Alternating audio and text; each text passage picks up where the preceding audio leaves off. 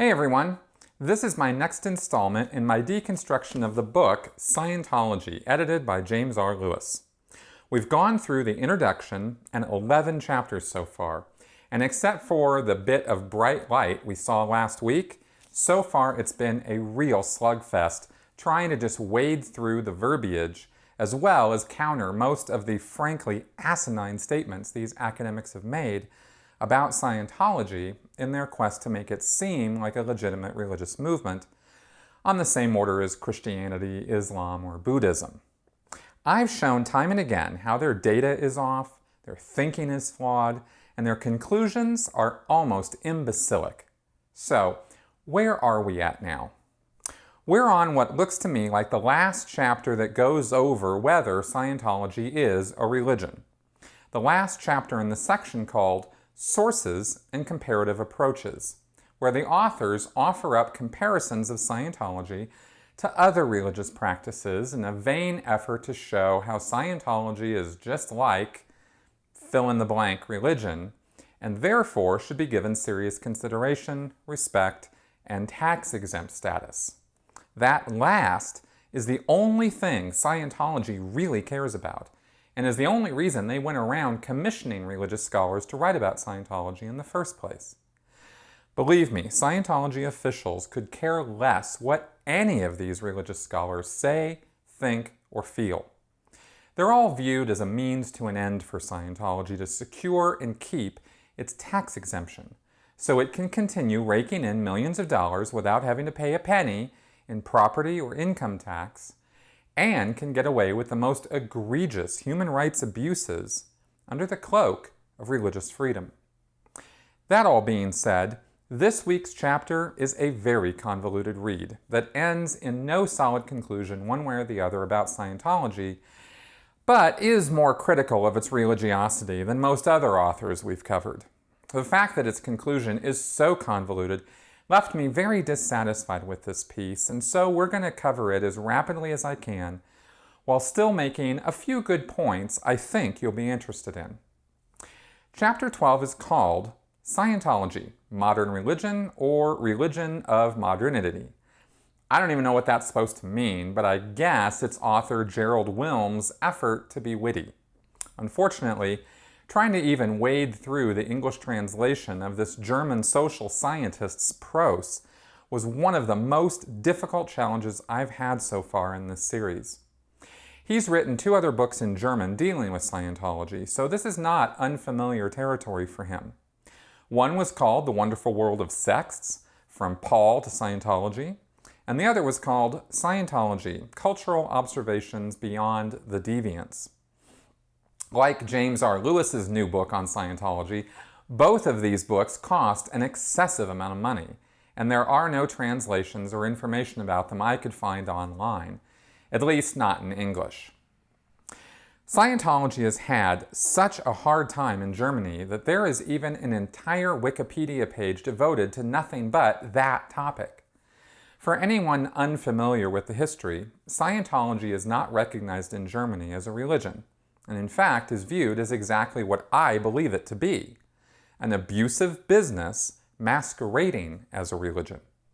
They further think that Scientology is pursuing political goals in opposition to the German Constitution, and on this I cannot comment because I'm totally unfamiliar with Germany's constitution, its form of government, and what Scientology has or has not done in Germany, if anything, to oppose German goals.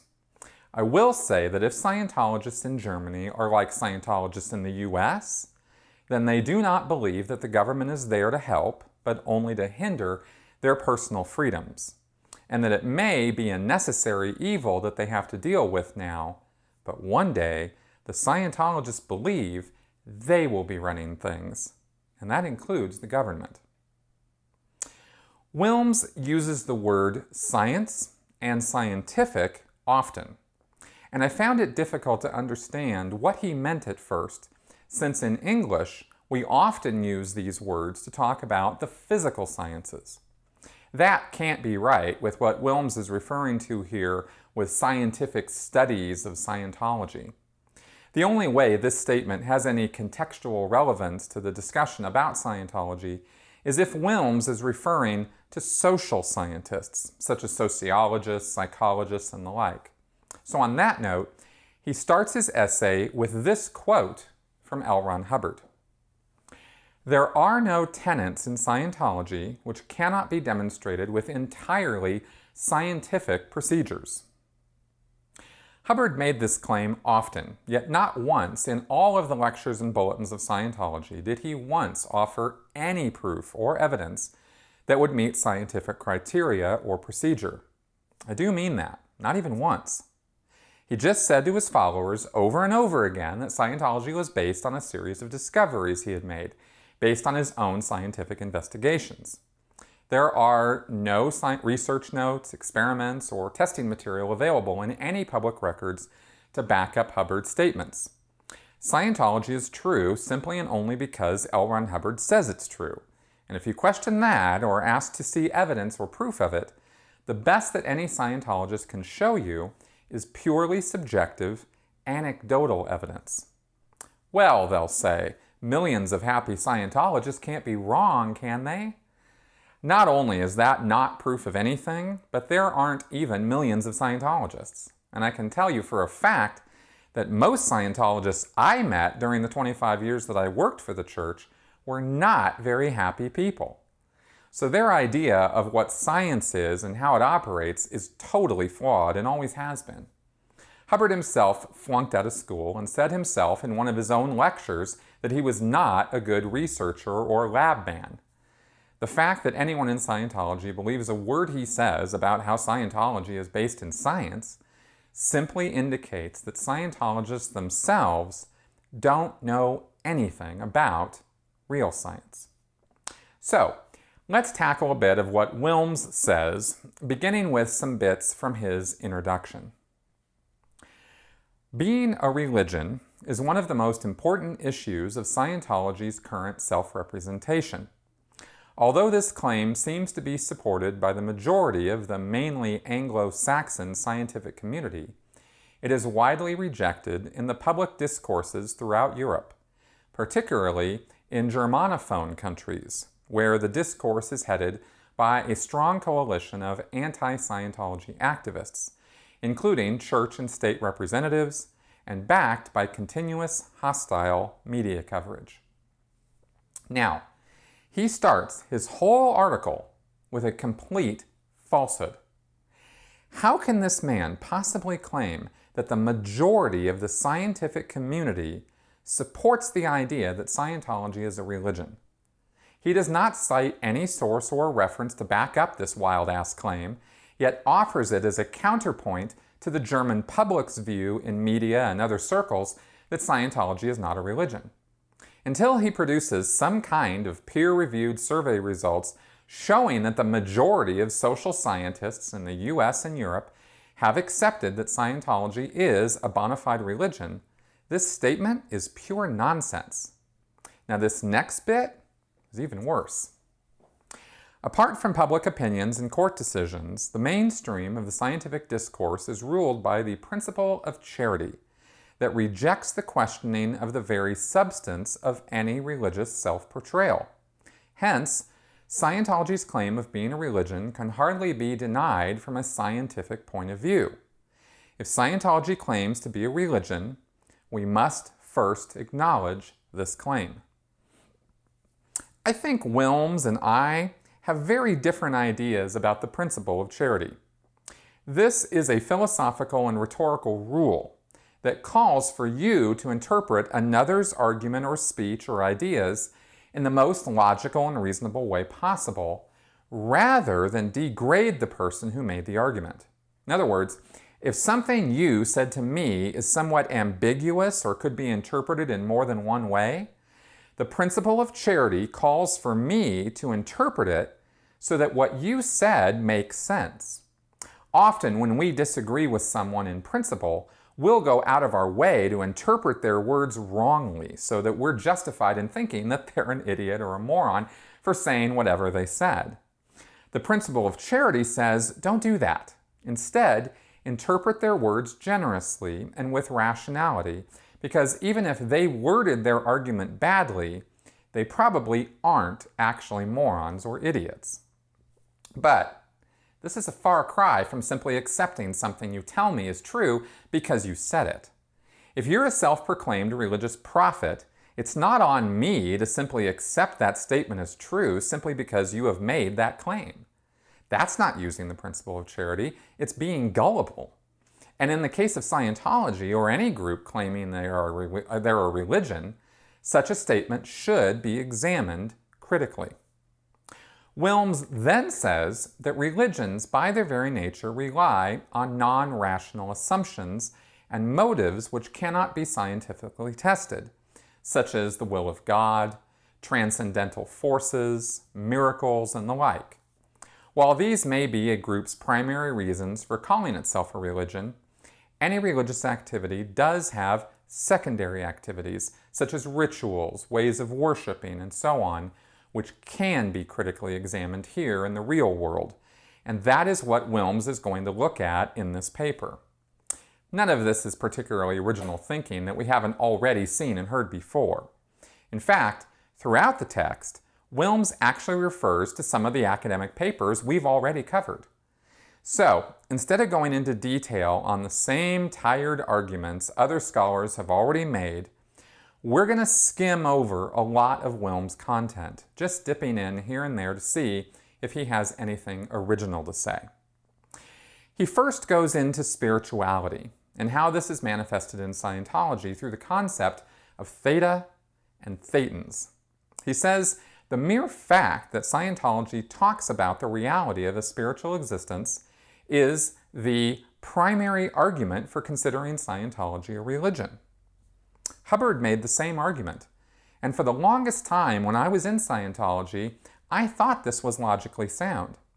Then I started thinking about it and realized it has nothing to do with religiosity. Consider this. Psychics and ghost hunters, amongst others, deal with spiritual matters. Now, we can call them cranks and charlatans and every other name in the book, and personally I think they deserve it. But here's the thing. None of them are claiming 501c3 religious exemptions on their tax statements, and very few of them claim that what they are doing is purely religious in nature. The mere fact that they deal in spirituality, in other words, does not make what they do a religious activity. And that blows the whole Scientology argument right out of the water. As I've mentioned before, behind closed doors, the same holds true for Scientologists. None of them think about or regard Scientology as their religion, and they don't think that spirituality is a matter of faith or belief. They don't even agree with Hubbard's argument about why Scientology is a religion, and most of them know that the only reason they have to go along with the whole religion angle in the first place is so they can claim tax exemption and get legal recognition as a religion in court. Willms actually helps make my argument in this section when he too shows that spirituality alone does not necessarily indicate religiosity. Hubbard's immortal spirit, which is due to Scientological processing some sort of purified or cleared thought, fits the immortality concepts of Aristotle's pure thought as well as Spinoza's clear thought. The comprehensible version of the spirit, or the spiritual self described above, is connected to the overall modern image of Scientology. It is compatible to all self-help programs presented and advertised by Scientology, does not threaten the Scientological idea of offering a scientific technology, and fits the Western morals of individual freedom, economic competition, civilized behavior, or of Occidental rationality. Therefore, it is more or less unrelated to a genuine religious sphere of faith. Now, in an interesting twist, right after saying this, Willms then makes the claim that there is a religious subtext to the spirituality expressed in Scientology because of the XENU story told on the confidential OT3 level. I gave it my all to understand why he was making this claim, but you tell me if he's not contradicting himself here. It is unquestionable that sociology and/or religious studies has to be willing to conceive of the myth of XENU, in whatever shape, as a genuine religious theme. But, surprisingly, neither Hubbard nor the Scientology organization has ever justified its religious legitimacy with the XENU story. If the church isn't claiming this is religious, why would Willms? It doesn't really make a lot of sense. Willms spends the rest of this section talking about how Hubbard borrowed or redefined ideas from Spinoza, psychotherapy, Madame Blavatsky, and others. In a more convoluted way, Willms repeats much of what we talked about last week from Andreas Grunschloss. And frankly, that's the pattern for the rest of his essay. He discusses how it appears throughout his works that Hubbard barely gave the religiosity of Scientology much thought. He notes how historically the church went back and changed certain texts so they came across as more religious-minded, and how the church put on a show of its members being ministers and being more religious in nature. Yet the actual pillars upon which Scientology is built are psychotherapeutic and philosophical, not religious. He even pokes holes in some of the arguments made in earlier academic papers we talked about in this series, which I found a little refreshing. Finally, he comes to this at the end. To compare Scientological doctrines and practices to traditional religious doctrines and practices, be they Western or Eastern, seems a weak conclusion by analogy. Furthermore, this conclusion violates the substance of Scientological self-perception to be a practice based on natural sciences, which possesses a workable technology with the intended purpose of fabricating, better rehabilitating, free and self-determined individuals as a precondition for personal and mainly material successes in the here and now. In other words, when you get down to it and actually go over the materials of Scientology, it doesn't make a lot of sense to make analogies of it to other legitimate religions because you have to stretch things too far to come to any conclusion that Scientology is a religion. It says it's based on science and reason and discovered truths, not faith or dogma or transcendental enlightenment. And that's about as good as Willms gets. He wrote a lot but said very little. It was actually kind of impressive how someone can do that, showing off their knowledge base and familiarity with various religious doctrines and ideas, and yet kind of just circling round and round without ever landing anywhere. I'm not actually going to even attempt to give you his final concluding statements because, to be blunt, they make no real sense. This chapter was sort of the ultimate academic paper that way, in that it used a whole lot of words to end up coming to no finite and definite conclusions. Willms seemed to show again and again that Scientology had no legitimate claim to its religious status, but he failed to just pull the trigger and call it what it was. To that end, I found this essay endlessly annoying, and ultimately his criticisms of little real use. Next week, we're going to get into the next section of this book, called Controversies, with chapter 13 titled The Nature of the New Religious Movements, Anti-Cult Culture War in Microcosm, The Church of Scientology versus the Cult Awareness Network, by Anson Shoup.